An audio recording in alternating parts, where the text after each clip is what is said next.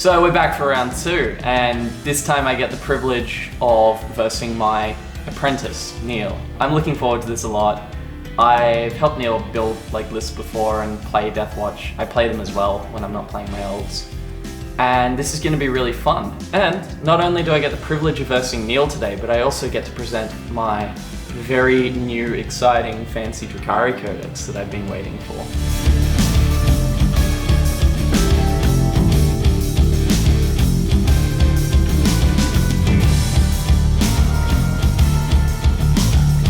Hi, I'm Neil, and I am into the semi-finals somehow, playing against Jack, who I was hoping to meet in the finals. Now he gets to beat me in the semi-finals instead. Luckily, my secret weapon today is that Jackson has said I can use a D20 instead of a D6 for all my attacks and wounds. Wait, no I didn't. Well, then what am I supposed to do with all of these?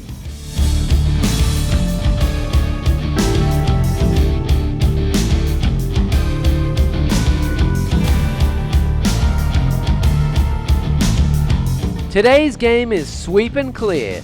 As the Deathwatch finally finished cleaning up that annoying fungus, they noticed a Xenos craft trying to escape the sector with the riches of Pavonus. They trapped them in an abandoned Space Hulk, and now their job is to kill them all and secure the prize for themselves. As usual in this mission, players will need to hold 1 point for 5, 2 points for 10, and more than their opponent for 15 points in their command phases. And will also choose 3 secondary objectives worth up to 15 points each. In this mission, objectives will remain under your control even when you move away from them if you hold them in your command phase. But they can of course be taken away at any time by your opponent controlling that point. Also, just to remind you that there is another point in the middle of the board hidden away under all of those scary teeth.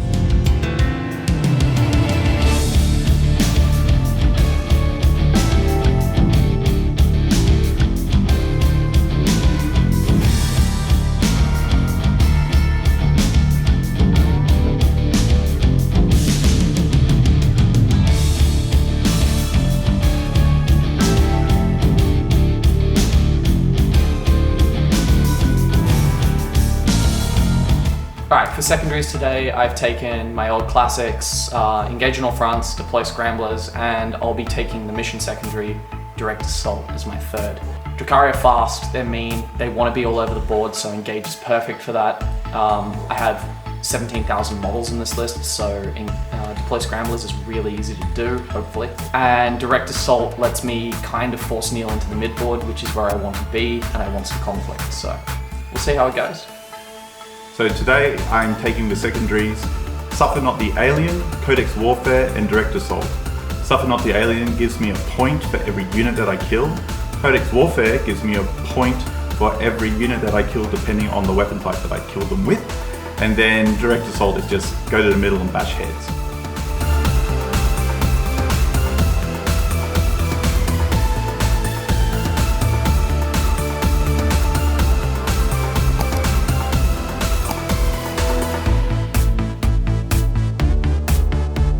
Before we can start the game, Jack rolls his combat drugs for all of his witch units, getting +1 ballistic skill and toughness for the succubus, +2 move and +1 weapon skill for the blood brides, and chooses the 5 other witches to have +2 movement. With that out of the way, the players roll off for first turn. Tell me what I have to be. No. Please, that's not that. Yeah, sure. I'm the daddy. Bit of 2. It's going to be so much better when he rolls a 1 now. Oh! Okay. Right. Let's go. Now we have a real game. Neil wins, and it's Deathwatch, turn 1.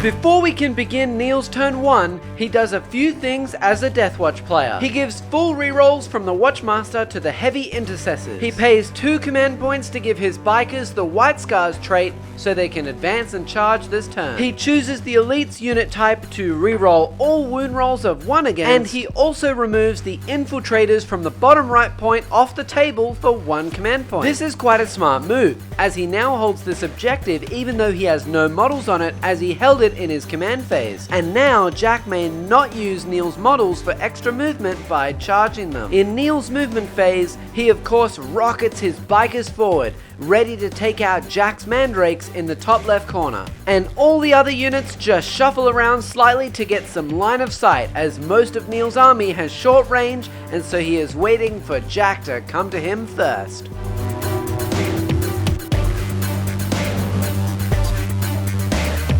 Forgetting his psychic phase entirely, oh Neil, we go straight into the shooting phase. The heavy intercessors, combined with another unit of infiltrators, manage to strip a few wounds away from Jack's Talos out in the open. And that's it. The charge phase begins and ends with Neil's bikers just mincing these poor mandrakes, and we're ready to move on to Jack's turn 1.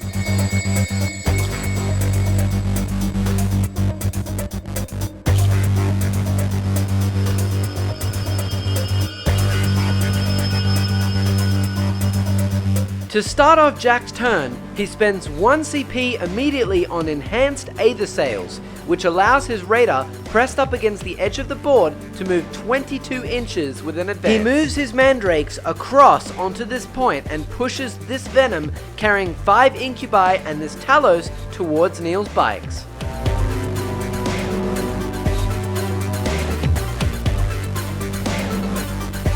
His second Talos advances onto the middle objective to get direct assault this turn, and shuffles the rest to stay safe and not give away too many units to Neil as well. A real standoff we have here. Before we begin the shooting phase, Jack also deploys scramblers in his zone with his Hamoxites. Which brings us to his devilishly good unit, the Grotesques, with liquefier guns inside this raider.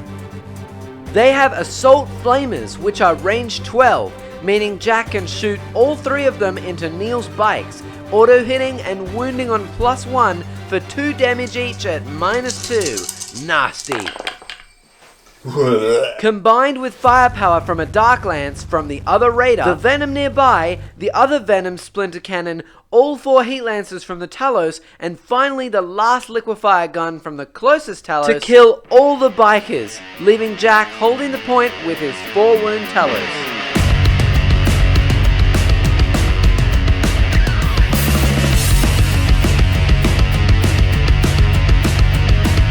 Although it wasn't too easy, as Jack had to spend a CP on a reroll for one of those Heat Lancers. I'm gonna come on my reroll.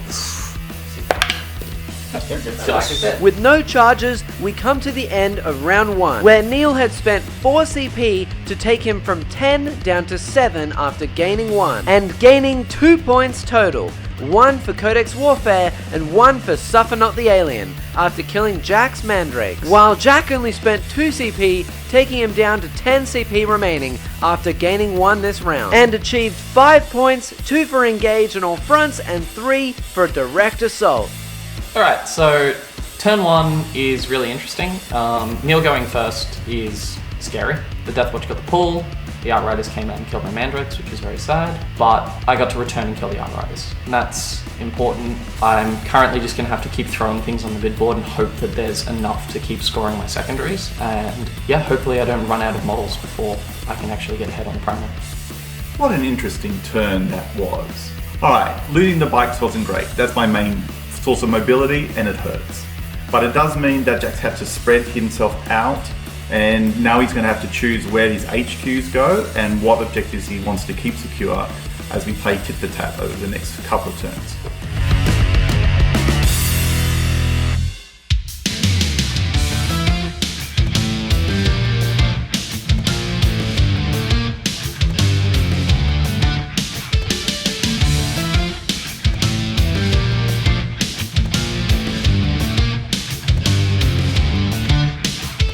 In Neil's turn 2, there is only a small amount of movement as his aggressors take a forward push. In his command phase, he gives reroll all hits to his intercessors and reroll wounds of 1 to his eradicators. Neil also manages to remember his psychic phase this turn, albeit a little late. Oh shit, can I do my psychic ability to start with this? Yeah, do the thing. Yes. Which begins with casting a 5+ Feel No Pain onto his aggressors, only passing with a reroll, and failing his second power for Overwatch on 5s as well. Moving swiftly on to shooting, Neil fires one of his heavy Intercessor squads with 2 Eradicators in it into Jack's Talos for 17 damage. Yep, 17 damage. The heavy Intercessors in the back try and finish what they started the turn before and manage to successfully bring down Jack's other Talos as well.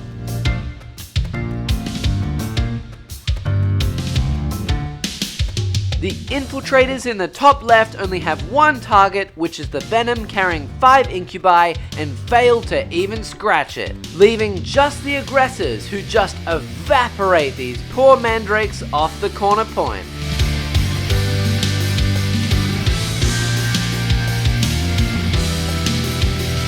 There are no charges to be had and no morale to make, so we can move swiftly onto Jack's turn. Another hesitant turn begins as we slowly ease into all-out war between the two sides of this Space Hulk. Jack moves all of his Venoms up on the bottom right hand side and the Incubi Venom on the top left. The Succubus Raider moves up a little and the Raider with 5 Liquefiers goes on the offensive, with the support of 3 more Grotesques who just dropped in from Deep Strike. It's also worth noting that one of the Venoms dropped its payload of Witches before moving, and those Witches moved into the center point, also deploying Scramblers in the midboard as well.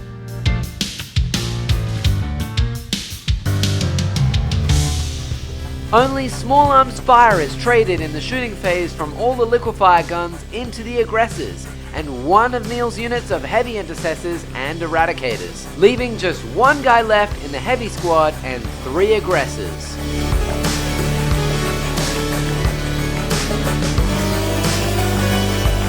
Notably, Jack did fire a Darklance from this back Raider and use a sneaky Fire and Fade, which allows him to move again up to 7 inches, securing him this objective. With everything said and done, round 2 ends with Neil spending 0 CP, leaving him on 8 remaining after gaining 1, in order to gain 10 points this round. 5 for primary, 3 for Suffer Not the Alien, however only 2 points for Codex Warfare, which he should have got 0 points for last round, as well as we realize now he wasn't in the right doctrine when killing these units. Whilst Jack similarly spent 0 CP this round and gained 10 points as well. 5 for primary, 2 for engage in all fronts, and another 3 for direct assault in the midboard. Next turn, Neil will score another 5 for primary, however turn 3 is shaping up to be a make or break turn, as Jack will most likely score deploy Scramblers for another 10 points.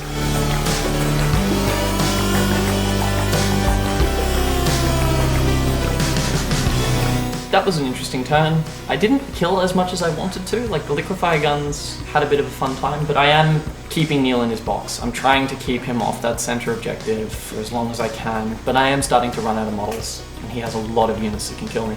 So this game is going to get really, really interesting really, really quickly. That turn went slightly better than I thought, largely because there wasn't as much losses on my side from the shooting, and I really thought those liquefier guns were just going to liquefy everything. However, now that he's right in my grill, I'm very, very worried that if I pop a boat, all these things are going to come tumbling out a turn earlier than if I'd come tumbling out next turn anyway. So I'm a little bit of damned if I do, damned if I don't. An intense turn of combat begins with Neil shuffling his whole army forwards towards the center of the board. These Intercessors are lining up a charge on the Witches and Raider to hold the center point, and the Infiltrators in the top left corner are aiming to make a charge onto Jack's boat. This will stop Jack from holding the primary point in his command phase and his Raider and Venom from shooting in his turn.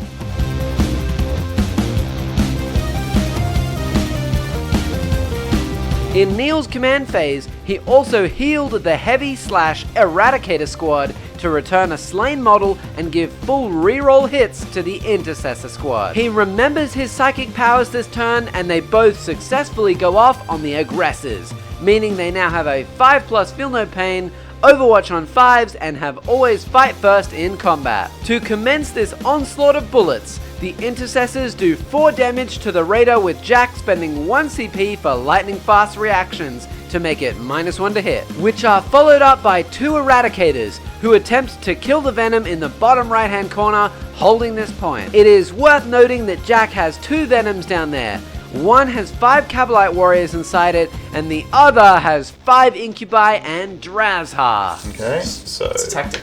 Yep. 3 stone. 3 wins. Oh! Jack manages to roll triple 5-ups to save it, but not for long as the other 3 Eradicators say no way. Only 1 Kabalite warrior dies getting out, but the other 4 are then shot by Neil's aggressors.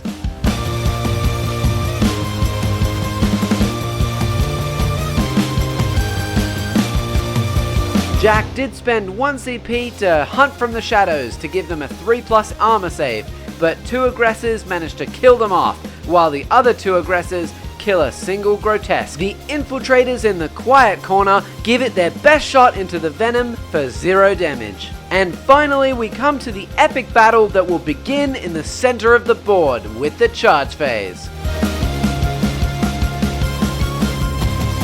The Intercessors make it in against the Raider and the Witches, while the aggressors obviously just charge the Raider. And Neil also successfully makes it in against the Venom and Raider in the top left to hold that point. In the upcoming fight phase, these infiltrators deal 0 damage and take 0 damage, so we can focus our attention on the middle.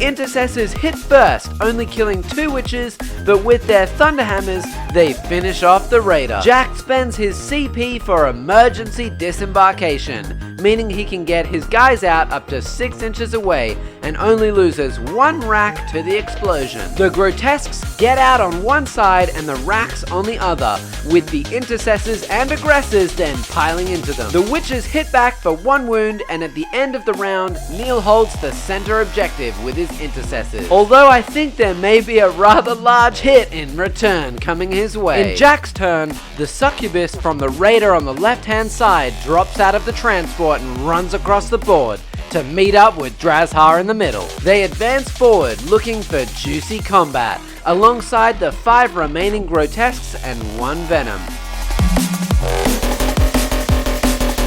The witches in the middle fall back, but the racks remain in combat as the incubi in the top left corner get out of their venom to say hello and shortly goodbye to those infiltrators. Lastly, Jack drops in his last reserved unit, some more racks on the right flank to threaten deploy scramblers in the next round, as we move on to a concise shooting phase where Jack fires his 5 grotesques into heavy intercessor squads to kill off 5 of them from 2 different squads, before we watch as those incubi in the top left mince all those poor infiltrators into tiny pieces. Drazhar, the succubus, and all 5 of the grotesques, and surprisingly the homunculus from way in the back, all make their charge moves.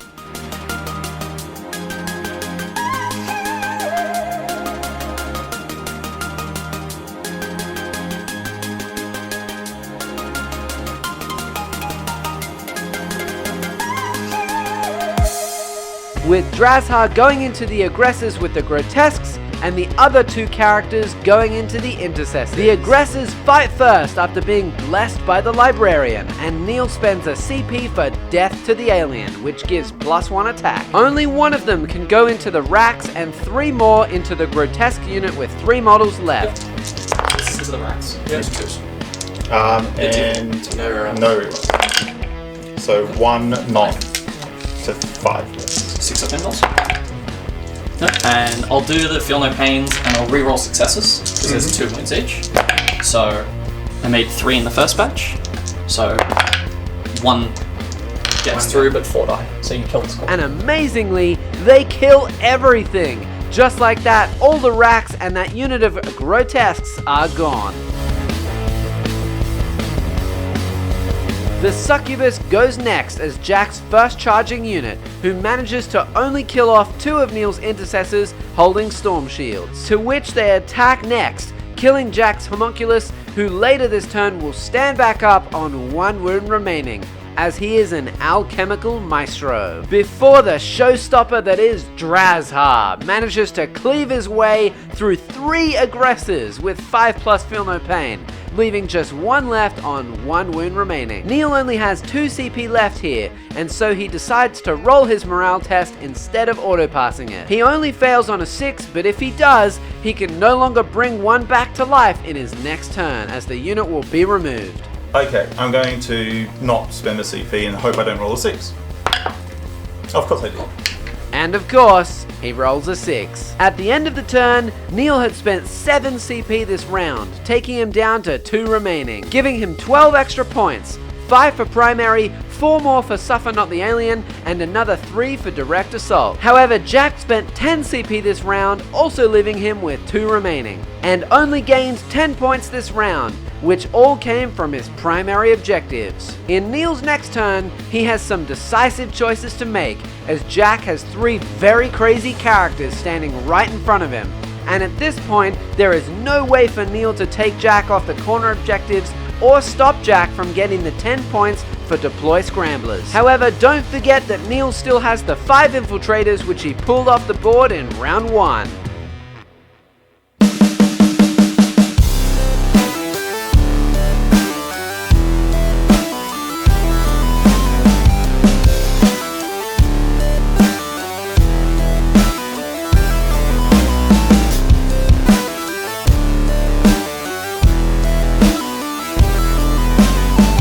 To start off Neil's turn 4, he commences the usual shuffle forwards towards the center objective. The infiltrators who were in reserve decide to drop down behind Neil's lines and have a go at shooting the racks on this altar, maybe in the hopes of stopping deploy scramblers. Neil does forget his psychic again, but remembers it later and gives his intercessors always fight first and 5+ feel no pain as normal. I do a feel no pain. Sorry, I'm going to do psychic now. Yeah. While I remember it. Before. Our faces go movement, command, movement and command. Then we remember the psychic phase. Then Movement, psychic. command, movement, Yeah. Psychic. shooting. Which leads us on to the shooting gallery as Neil carefully picks out a few targets, trying to maximize his damage. The Eradicators easily pick off the last 2 grotesques, the Intercessors clean up this succubus standing right next to them, and the Watchmaster kills the homunculus with his 2 damage Stormbolter. Those newly arrived infiltrators only managed to kill 2 racks, meaning Jack is almost assured his 10 points for deploy scramblers next turn. And surprisingly, the Librarian shoots his Stormbolter into Drukhari and does 1 wound.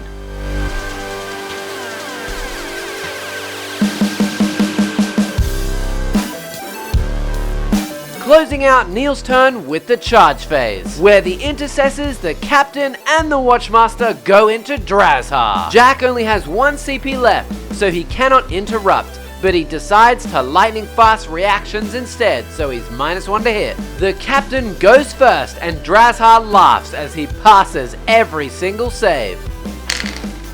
It's got to be in the tray. Okay. It's Takes fine. no damage. Okay, that's not annoying at all. So the Watchmaster goes next and only chips off another 2 measly wounds to leave him with 3 remaining. Neil spends his last CP on extra attacks for the Intercessors, and the Thunderhammers go, leaving Draz with just 1 wound remaining. And as Neil pushes another 5 wounds through with his fists from the rest of the Intercessors, we watch as Jack rolls his saves on 1 wound remaining.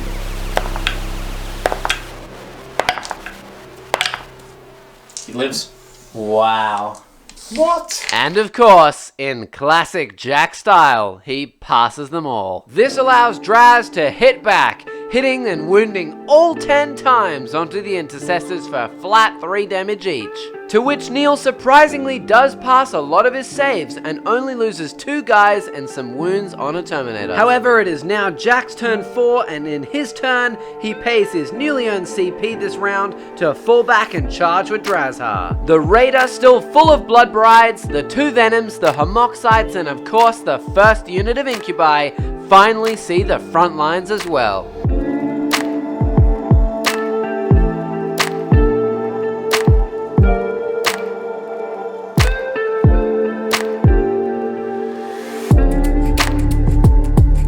And although all of Jack's shooting went into the Intercessors, and did essentially nothing to them, Drukhari charged into the Watchmaster and the Captain, and the Incubi went into the remaining heavy intercessors and the Apothecary.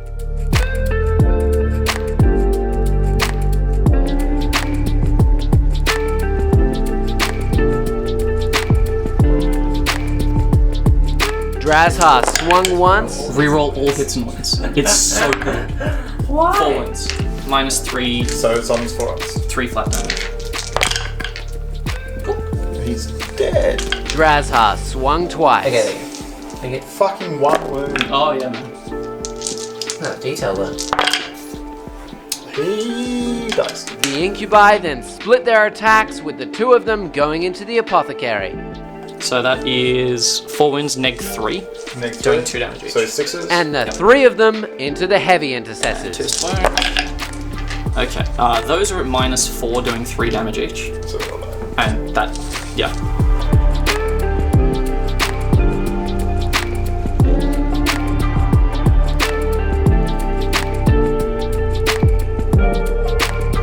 And after the Homoxites and Intercessors had fought, Neil only had 1 of them remaining, and no longer held the center objective. To conclude this round, both players had spent all of their remaining CP, with Neil gaining 17 points. 10 for primary, 4 for Suffer Not the Alien, and 3 for direct assault. Whilst Jack, in the process of spending all of his remaining CP, survived with Drukhari on 1 wound, killing everything in his wake, and earning 31 points this round. 15 for primary, 3 for engaging all fronts, and another 10 for deploying his scramblers in the corner with the racks. As I show you the final wrap-up turn, it is safe to say at this point that Neil has conceded, as he just cannot reach the corners of the board. And after talking out the final scores on round 5, the final scores finished on 61 to 92 Jack's way. A victory for the Drukhari and their new codex.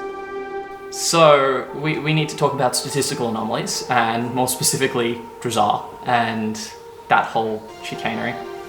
I think at one point or another, yeah, it's fine. I think at one point or another that game looked like really, really close. There was contesting, and then Drukhari survived and just decided that he wanted to win the game. So, it's sad that he got brought down in the end, but, you know, it was a really interesting way for the game to end. 1 wound! 1 wound. What? That's just... But it was a good game. It was a great game. Jack's a great player. Had a lot of fun. I feel like it was really touch and go, and then Drukhari just came in, minced my army, and it was all over. I don't understand. Jackson, I would have won if I could have used my D20s! My D20s! If you have watched this far, we just want to say a huge thank you for sticking around. We hope that you enjoyed this battle report and semi-final game of the Barnyard Bat Beatdown. If you haven't yet subscribed, please do so down below, because it's literally free and you can always unsubscribe later. If you wish to support us further, we have a Patreon campaign running, as well as a free Discord you can join down below to chat to our team. Please go and show our sponsors some love as well, and with all of that said and done, tune in next time to watch Cooper's Tau take on Jordan's Custodes in semi-final game 2. My name has been Jack. Peace.